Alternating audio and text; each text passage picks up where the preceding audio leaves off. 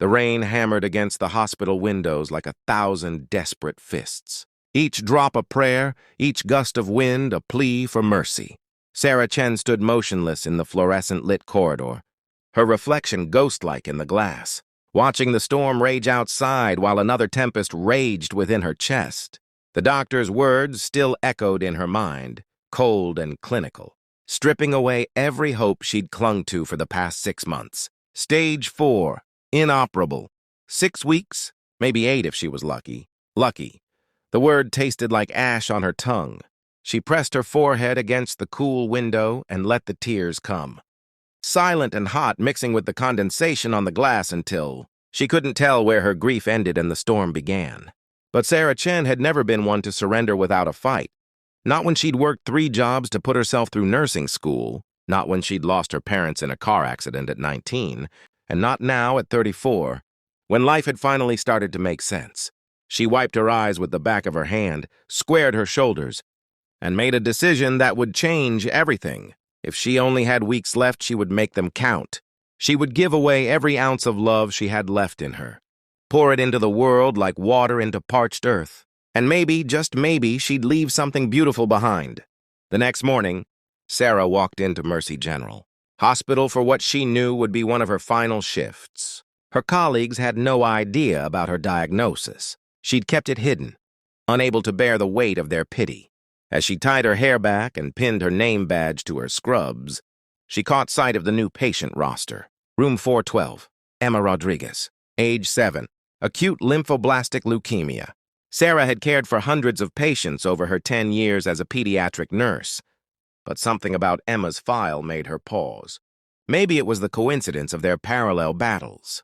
Maybe it was the photograph paperclipped to the chart, showing a gap-toothed girl with wild curls and eyes that sparkled with mischief. Or maybe it was simply that Sarah recognized in that little face what she saw in her own mirror each morning, a fighter who refused to let go. When Sarah entered room 412, she found Emma sitting cross-legged on her bed, surrounded by crumpled pieces of paper. The little girl looked up, and Sarah's heart cracked open. "What are you working on, sweetheart?" Sarah asked, keeping her voice gentle. Emma held up a paper crane, its folds clumsy but determined. "I'm making 1,000 paper cranes. My abuela told me there's a legend that if you fold 1,000, you get a wish. I'm on number 43, she grinned, revealing the gap in her front teeth. Only 957 to go. Sarah sat down on the edge of the bed, taking the crane carefully in her hands. "That's beautiful. What are you going to wish for?" Emma's face grew serious, her dark eyes suddenly ancient. "I'm going to wish that my mama stops crying at night. She thinks I don't hear her, but I do. I hear everything." She picked up another piece of paper and began folding. "If I get better, she won't have to cry anymore." Something shifted inside Sarah's chest, a tectonic plate moving after years of stillness. This child, facing her own mortality, wanted only to ease her mother's pain. In that moment, Sarah understood what she needed to do with her remaining time. "How about I help you?" Sarah offered, reaching for a piece of origami paper. "You know how to make cranes?" Emma's eyes widened. "Not yet," Sarah admitted. "But I'm a fast learner, and I think we should do this together." Over the following days, Sarah spent every free moment in Emma's room. During her breaks, before her shifts, after she clocked out, she taught herself origami through online videos at 3 in the morning, when the pain wouldn't let her sleep. She brought colorful paper from craft stores, patterns of butterflies and stars, rainbows and flowers. Emma's room transformed into a gallery of paper birds, strung from the ceiling on fishing line, dancing in the air-conditioned breeze like hopes made tangible. But Sarah did more than fold paper. She listened to Emma's stories about her cat, Whiskers, who slept on her pillow every night. She learned about Emma's dream of becoming a marine biologist and swimming with dolphins. She met Emma's mother, Rosa, a tired woman, with kind eyes who worked double, shifts at a diner to pay for, treatments that insurance wouldn't cover. Sarah saw herself in Rosa's exhaustion, in the way her hands trembled when she thought no one was looking, in the fierce love that burned in her eyes every time she looked at her daughter. On a Tuesday afternoon, 3 weeks into Sarah's diagnosis, she arrived at the hospital to find Emma's room empty. The bed stripped, the paper cranes gone. Her heart stopped. She grabbed the nearest nurse. Emma Rodriguez, where is she? She crashed last night, the nurse said quietly. They moved her to the ICU. It doesn't look good, Sarah.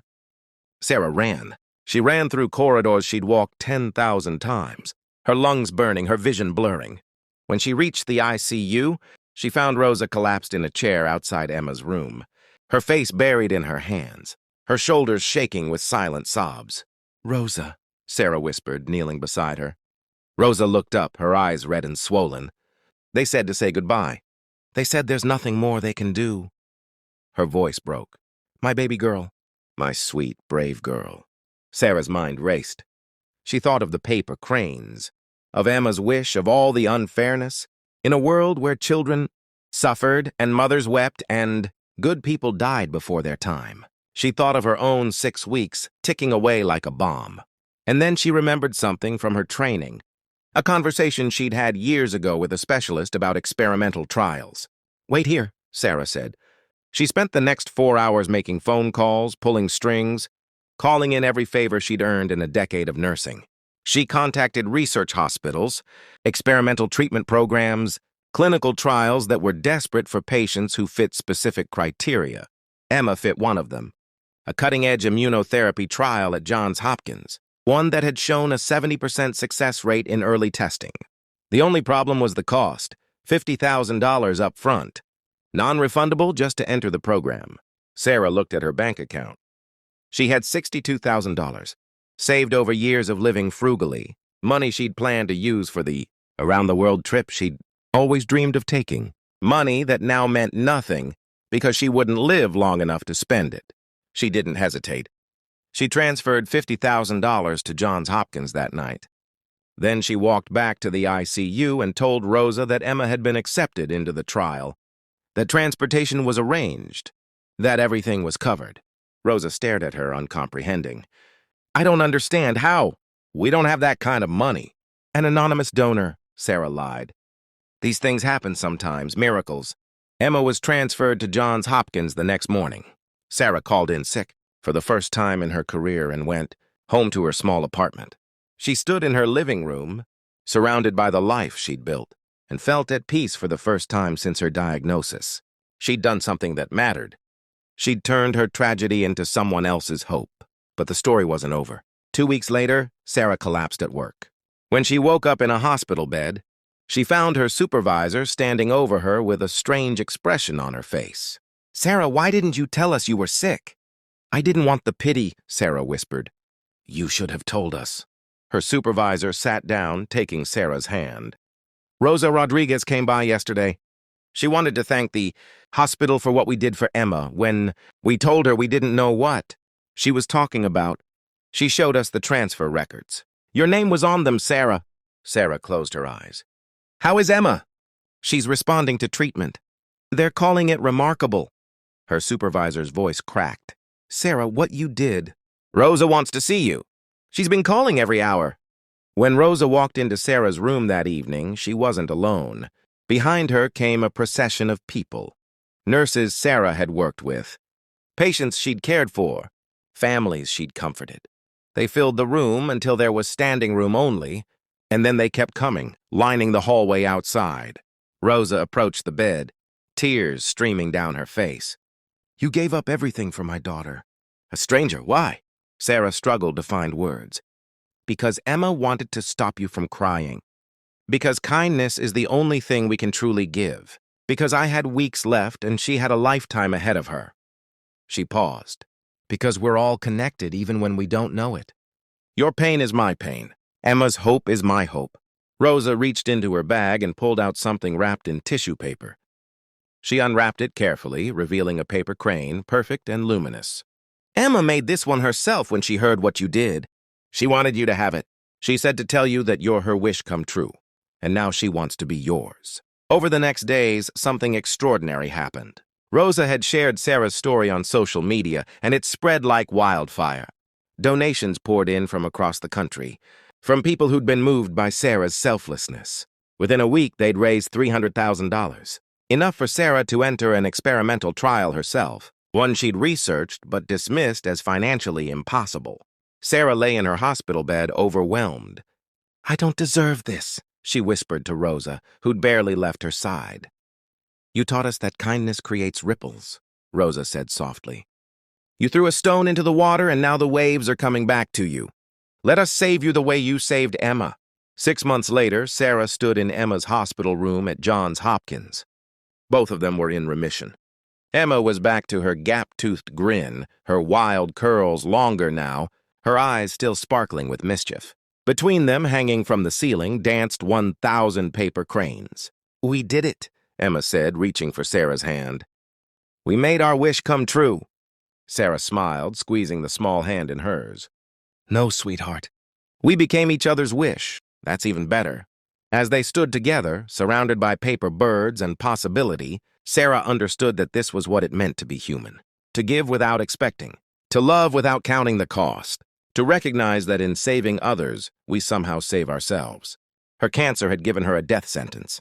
But in choosing to spend her remaining time on someone else's life, she'd discovered something that medicine couldn't provide. Purpose, connection, and the breathtaking beauty of human kindness.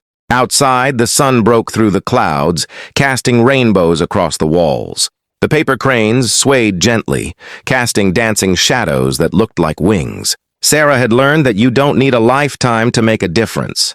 Sometimes all you need is the courage to give everything you have, and trust that the universe will catch you when you fall. She'd titled her story simply, Her. Not because she was the hero, but because Emma was. Because Rosa was. Because every person who donated was. Because her could be anyone, everyone. All of us, when we choose compassion over fear, generosity over greed, love over indifference. In the end, they both got their wishes. Emma stopped her mother's tears. And Sarah? Sarah discovered that the greatest gift you can give isn't money or time, or even your life. It's the reminder that we're all worth saving and that sometimes the person you rescue ends up rescuing you right back.